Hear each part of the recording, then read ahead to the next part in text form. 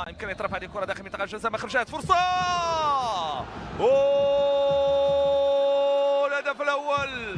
سامبو يلعب هذه الكره بشكل ممتاز داخل منطقه الجزاء. العشر دقائق الاولى تشتعل القمه، تشتعل القمه، يشتعل هذا اللقاء القوي بين الطرفين، بين الناديين. من كان يا ترى، من كان يا ترى في تعامل جاء في الخط الامامي ليقدم نعم انطلاقه رائعه ويقدم بدايه جيده ورائعه بين الطرفين. ونشوف هنا الكره من الجهه اليسرى، المحاوله الهجوميه التي لعبت هكذا داخل منطقه الجزاء، تمريره داخل منطقه الجزاء. والهدف الاول للوداد، الهدف الاول للوداد. عطيت الله على مستوى الاسيست واعداد الكره مره اخرى سيكون امرا رائعا جميلا.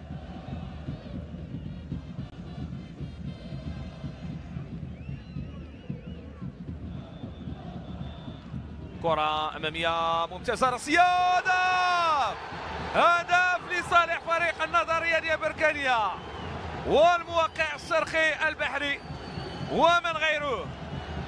طويل القامة والذي يضع الكرة في المرمى بشكل ممتاز. تعامل رائع، تعامل رائع مع كرة جانبية. نظرية ديال بركانية كما قلت حاول وتمكن من وضع الكرة في المرمى. لاحظوا ارتقاء بشكل ممتاز وأوضع الكرة في الجهة اليمنى الحارس أحمد رضا التاكناوتي. هدف بطريقة جميلة، فرحان هو اللي رفع الكرة. ارتقاء بشكل ممتاز، الحارس صراحة التاكناوتي ما لقاش السبيل على المستوى الخط الأمامي.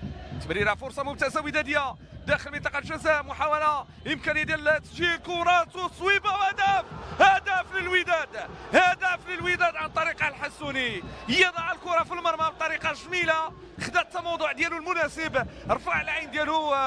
بعد ذلك جات كرة في طبق من ذهب إن صح التعبير، وضعها بهدوء في المرمى. احتفالية ودادية، جوج ديال الأهداف مقابل هدف واحد، جوج ديال الأهداف مقابل هدف واحد. الوداد يضرب بقوة الآن.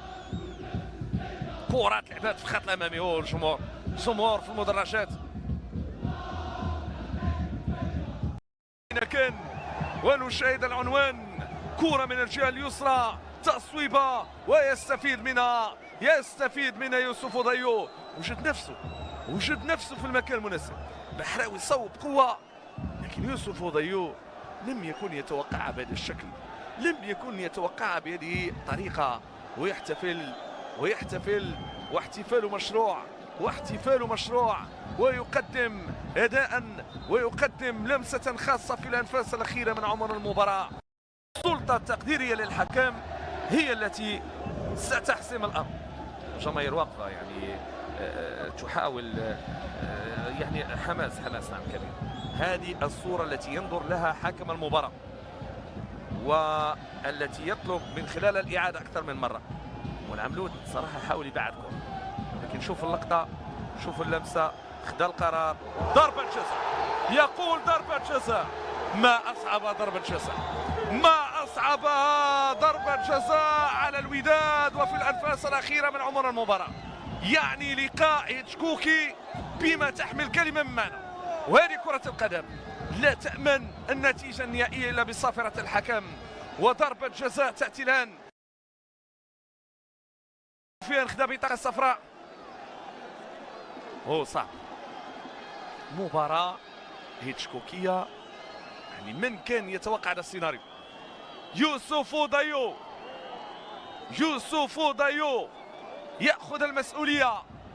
يوسف ضيو العميد التاكناوتي. آمال كل الوداديين على التاكناوتي لكي يصد، وآمال كل البركانيين على يوسف ضيو أن لا يخذلهم وأن يسجل كما سجل في المباراة اليوم وفي مباريات سابقة. والكرة الآن في نقطة الجزاء. لاحظوا التوقيت ولاحظوا المكان ولاحظوا العنوان. كرة تنفذ، جول. صافرة الحكم برقية تأتي الآن.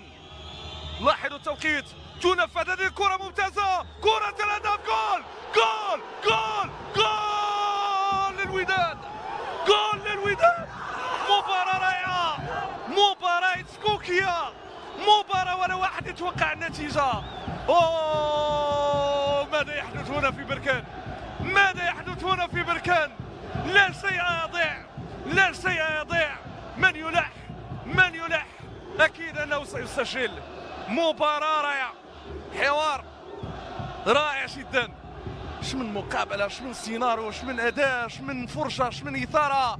والأهداف ستة ديال الأهداف كاملة في مباراة اليوم. من كان يتوقع بهذا الأسلوب؟ أوه، فرصة كبيرة. من يتابعنا الآن أكيد أنه يستمتع، أكيد أنه يستمتع، أكيد